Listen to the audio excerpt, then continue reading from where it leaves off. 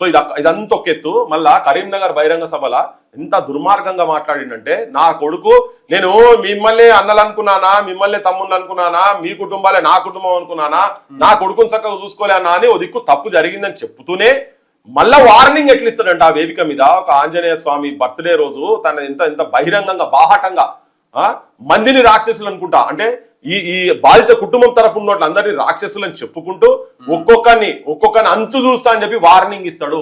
అసలు ఆ ఒక్క స్టేట్మెంట్ పట్టి నువ్వు మొత్తం అందరినీ సమాజానికి నువ్వు కేంద్ర మంత్రి స్థాయిలో ఉన్నటువంటి వాడిని వార్నింగ్ ఇస్తున్నా ఆ ఒక్క స్టేట్మెంట్ తో తీసుకొచ్చి బొక్కల వాడాలి. నా సొంటలు ఉంటే మాత్రం మన ముసలు లెక్క పెట్టిస్తున్నా అతన్ని.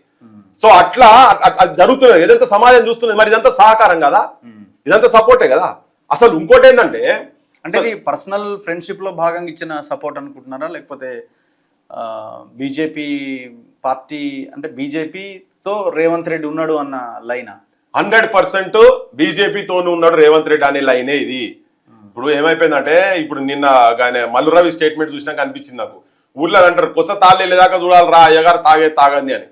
అంటే ఎలక్షన్స్ వచ్చే వరకు వీళ్ళు ఒకటా కాదా అని తేలిపోతుంది, కలిసి ఉన్నారా లేదని. కానీ ఈ దుర్మార్గుల పరిస్థితి ఏంటంటే, కొసతాళ్ళు కాదు, నడి మధ్యలో ఉన్నప్పుడే మొత్తం బగ తాగి గుడాలు బుక్కి గంజాయి తాగి బోర్ల బుక్కల పడి మూతిపాలు రాలగొట్టుకున్నట్టున్నది వీళ్ళు ఇప్పుడు. అంటే అట్లా వీళ్ళ ఒరిజినాలిటీ బయటపడ్డది. బీజేపీ వాళ్ళు మాట్లాడాల్సింది, కాంగ్రెస్ ఎంపీలు ముఖ్యమంత్రి మాట్లాడుతున్నాడు. అరే ఆయన బాగా కష్టపడి వచ్చింది కాదు పోయి ఆయన అంటాడు, మల్లురావు అంటాడు ఆయన ఎందుకు రాజీనామా చేయాలని ఆయన అంటాడు. ఇది ఎక్కడ కాదు, అసలు ఎవరు మాట్లాడాలి ఇవన్నీ? పిల్లగాళ్ళు చేస్తాయని అనేది బీజేపీ వాళ్ళు మాట్లాడుకుంటే ఒక మాట ఉంటుంది అనుకుందా, వాళ్ళ పార్టీలు కాబట్టి సపోర్ట్ చేసుకున్నారు అబ్బాయి అని చెప్పని. వీళ్ళు అట్లా కాదు, ఇల్లు మాట్లాడుతున్నారు. ఇప్పుడు జనానికి తేలిపోయింది కదా, బగ్గదాగి బోర్ల ఒక్కల పడ్డట్టున్నది ఇప్పుడు ముఖ్యమంత్రి మొత్తం. ఇక అది చాలా క్లియర్ ఏంటంటే అది రాజకీయ పరంగా. ఎందుకంటే బండి సంజయ్తోని ఈయన గోళీలు ఆడుకోలే, లేకపోతే ఇద్దరు క్లాస్మేట్లు కాదు, బ్యాచ్ మేట్లు కాదు, బెంచ్ మేట్లు కాదు, లేకపోతే కలిసి బండ్ల మీద తిరిగిన వాళ్ళు కాదు. పక్కా ఇంకొకటి ఏంటంటే, నిన్న మొన్న తెలిసి వస్తున్నది ఏంటంటే, ఇది మొత్తం చంద్రబాబు కూడా దీని వెనక స్కీమ్ వెనక చంద్రబాబు కూడా ఉన్నాడు. నేను ఒక 1-2 days లో దాని విషయం ఒక ల్యాండ్ అవాక్యూ ప్రాపర్టీ సంబంధించిన భూముల వ్యవహారం కూడా ఉంది అన్నది ఒకటి. ఇప్పుడు అసదుద్దీన్ ఓవైసీ కూడా కొంత ఇదిగా రెస్పాండ్ అయ్యిండు.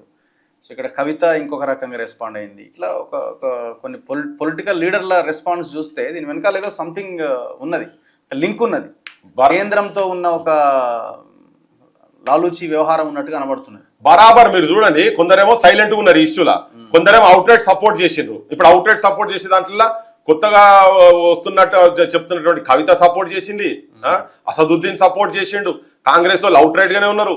బీఆర్ఎస్ వాళ్ళు దీని మీద పెద్ద అజిటేషన్ ప్రోగ్రామ్ తీసుకోలే, ఒకరిద్దరు మైకిలం కూడా మాట్లాడుతారు, అది మన సొంతలో ఇచ్చిన సమాచారంతోనే మాట్లాడుతారు.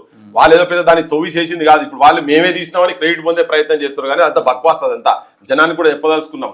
సో ఇక్కడ జరుగుతున్నదంటే, కేవలం ఆ కుటుంబానికి సంఘీభావంగా ఉండి ఆ తెలంగాణలో ఇట్లా ఆడబిడ్డకు ఇంత దుర్మార్గం జరగవద్దు, ఇప్పుడు స్వతంత్రం వచ్చిన 75 సంవత్సరాల తర్వాత కూడా ఇంత కిరాతకంగా జరుగుతుందా, వాడు సెంట్రల్ మినిస్టర్ అయితే ఎవడైతుంది అని మన సొంటలము జనము సంఘాలు బయటకు వచ్చి జనాన్ని చైతన్యవంతులను చేసి ఒక ఈ సోషల్ మీడియా యుద్ధం కూడా అది ప్రజా విజయం లెక్క వచ్చి బయటకు వచ్చిన తర్వాత బద్నామైతమని ఏం చేయలేక, మన సొంటలను ఏం చేయలేక అక్కసుతోటి ముఖ్యమంత్రి అటువంటి మాటలు మాట్లాడిండ్రు.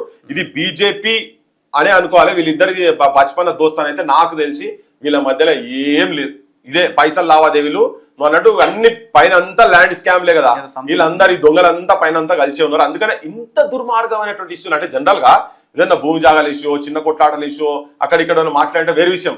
కానీ ఒక ఆడపిల్లను మైనర్ బాలిక మీద అత్యాచారం జరిగితే కూడా నిస్సిగ్గుగా నిర్లజ్జగా నిర్మోహమాటంగా వీళ్ళందరూ ఒక్కటైపోయి ఒకటే పాట వాడిరు చూసినావా. మళ్ళీ ఒత్తిడికి వచ్చినాక కొందరు అటు ఇటు పాటలు వాడిరు, కానీ మొత్తం అందులో పక్కా పైనుంచి కిందాక ఒకటే ఉన్నారు వీళ్ళంతా.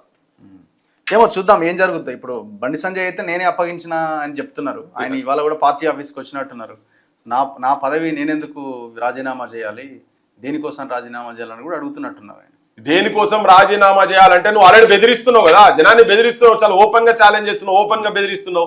ఆయన ఎవరిని వదిలిపెట్ట అంతు చూస్తా అని మాట్లాడుతున్నాడు. ఆయన లంకకు ఏంటది హనుమంతునికి తోకకు అంటు పెడితే మొత్తం లంకను ఎట్లయితే మొత్తం నలగబెట్టినో అట్లా ఇసొంటి కొడుకులను మొత్తం కథం పట్టి ఇచ్చేసా తలగబెడతా అంటున్నాడు. అంటే మనందరినీ చంపుతారన్నట్టు ఇప్పుడు ఆయన బండి సంజయ్ అంటేనే మొత్తం మన సొంటలో మొత్తం చంపి పడేస్తాడు. అది కేంద్ర మంత్రి స్థాయిలో ఉండి గట్లా మాట్లాడతారా మరి ఆయన?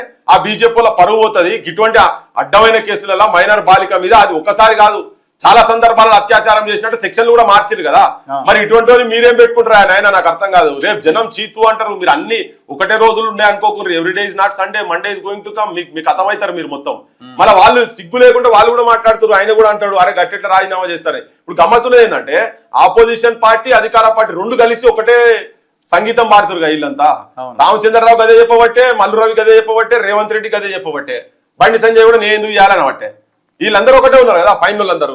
మిగతా ఉన్నోళ్ళేమో దాన్ని యాజిటేషన్ లెక్క తీసేమో వాళ్ళు కొట్లాడతలేరు. మొత్తుకునేటోళ్ళు మన సొంటలో మొత్తుకుంటున్నాం. కానీ మన సైడ్ జనం ఉన్నారు, జనం వింటున్నారు. ఇదంతా ఇంత అసహించుకుంటున్నారు వీళ్ళను.